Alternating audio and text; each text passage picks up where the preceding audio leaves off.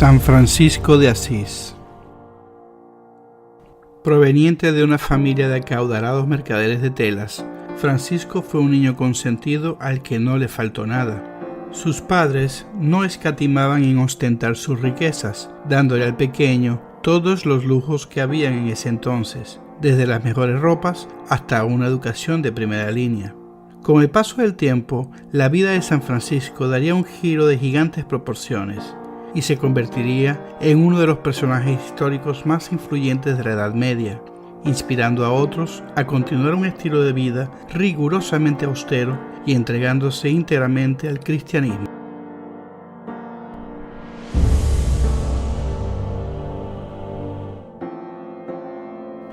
Hijo de un rico comerciante italiano de nombre Pietro Bernardone y de una noble dama francesa llamada Johanna Pica de Bourlemont, nació en Asís en 1182 y le bautizaron con el nombre de Giovanni.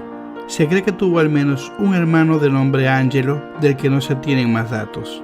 En el momento de su nacimiento, su padre se encontraba en Francia haciendo sus negocios y cuando volvió de su viaje, decidieron llamarlo Francisco.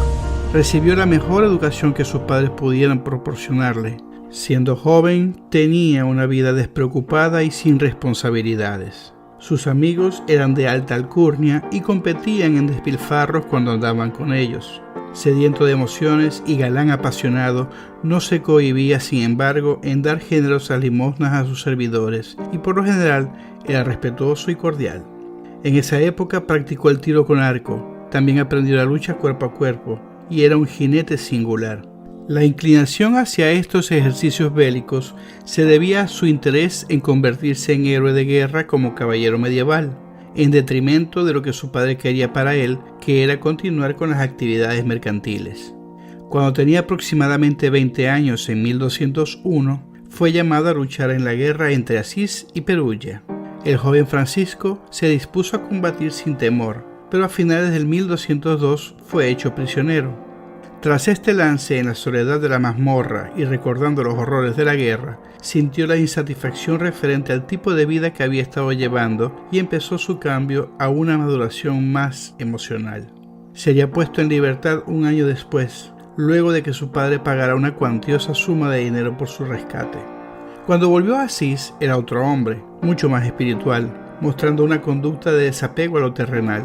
Sus viejos amigos de fiesta ya no lo entusiasmaban. El punto culminante de su transformación se dio cuando se cruzó, por casualidad, con algunos leprosos, a quienes tiempo antes le parecían repulsivos. Francisco se obligó a abrazarlos y besarles, considerando después que esa experiencia había sido liberadora. A partir de ese momento, se dedicó a visitar las capillas de la zona, y después de visitar la capilla de San Damián, empezó a reconstruirla, pues dijo haber visto al crucifijo de esta iglesia decirle: Francisco, repara mi iglesia que se está cayendo en ruinas. Entonces decidió vender el caballo y las mercancías de su padre, y la ganancia se la ofreció al sacerdote de la capilla, pero éste la rechazó. Al saber esto, su padre se enfureció. Si antes había censurado a su hijo por la vida de lujos, Pietro Bernardone vio ahora en aquel donativo una prodigalidad en perjuicio del patrimonio que tantos sudores le había costado. Lo buscó, pero Francisco se había ocultado.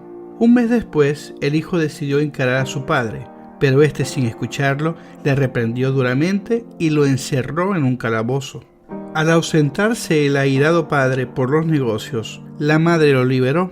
A su regreso, fue ella quien recibió los regaños del señor de la casa y fue otra vez en búsqueda del muchacho a San Damián, pero Francisco lo confrontó y con calma le reafirmó que desafiaría cualquier cosa por amor a Cristo. Pietro Bernardone, preocupado por lo perdido en su patrimonio, llevó a su hijo ante el obispo de Asís a fin de que renunciara formalmente a cualquier herencia. La respuesta de Francisco fue despojarse de sus propias vestiduras y restituírselas a su progenitor, rehusando cualquier bien terrenal. A partir de ese momento, no existen indicios de que volvieran a relacionarse. A los 25 años y en total pobreza, abandonó su ciudad natal y se dirigió a Gubbio, donde trabajó incansablemente en un hospital de leprosos. Luego regresó a Asís y pidiendo materiales y dinero a los caminantes de la zona, se dedicó a restaurar las iglesias de San Damián, San Pietro en Merulo y Santa María de los Ángeles en la Porciúncula. Cuando no estaba trabajando, estaba mendigando con los pobres y orando. En febrero de 1209, el eremita se convirtió en misionero.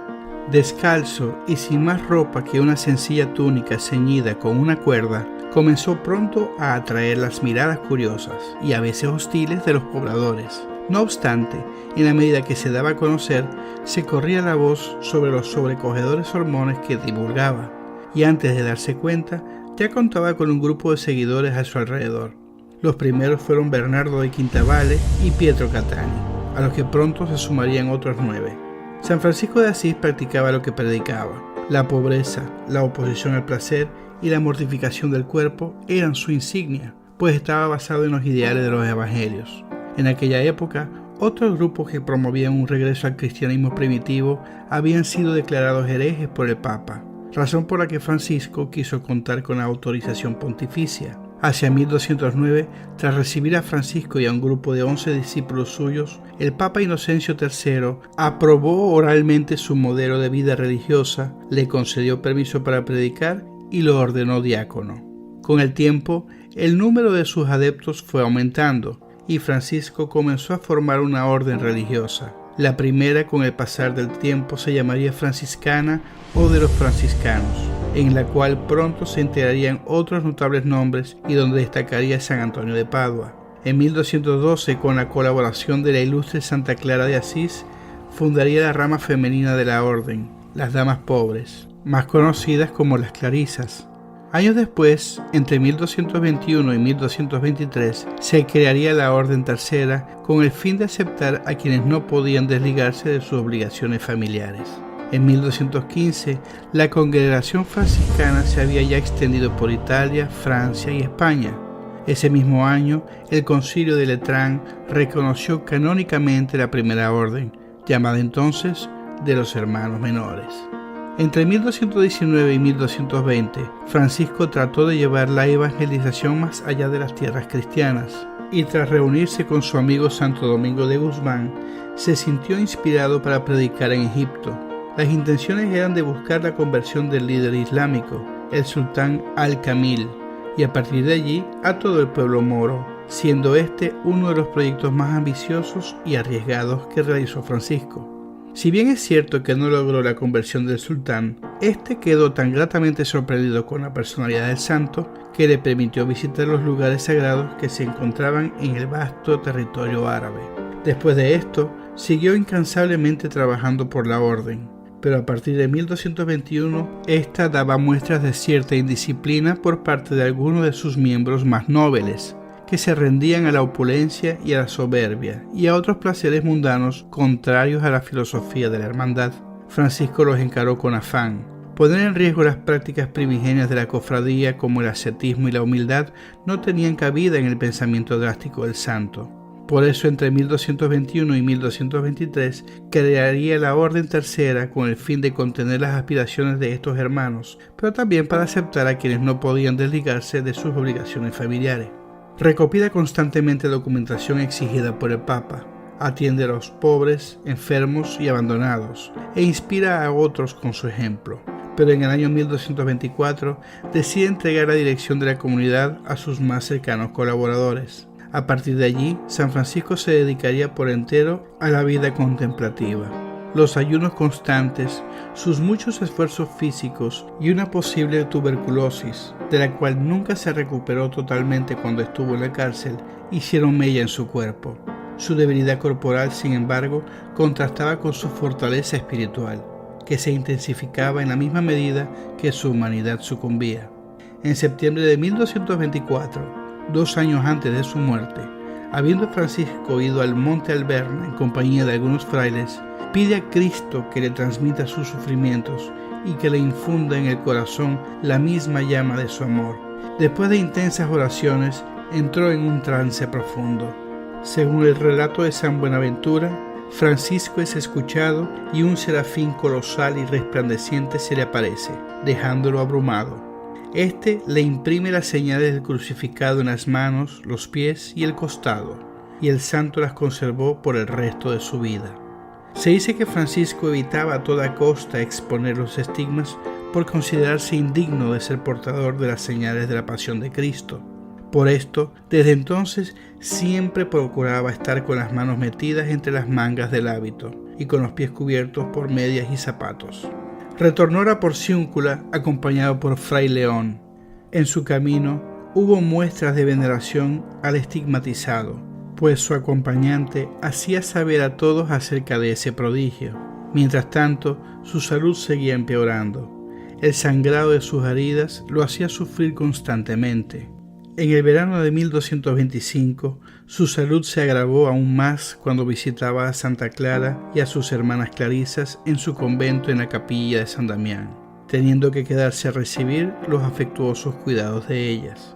Desde su dolor, aún en San Damián, compuso el hermoso poema Cántico a las criaturas, también llamado Cántico del Hermano Sol, como expresión de alabanza a todas las criaturas terrenales, a las fuerzas de la naturaleza y a lo que se siente unido como hermano auténtico.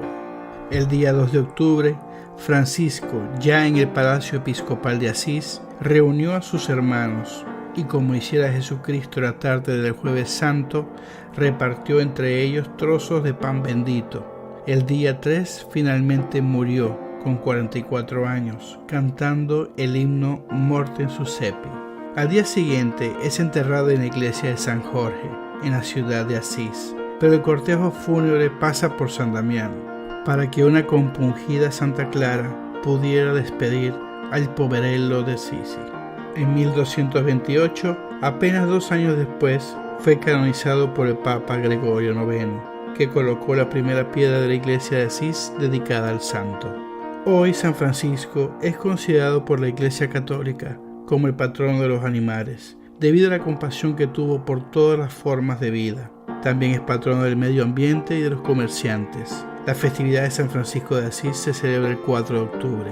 San Francisco es conocido como el hombre que más se asemejó a Cristo.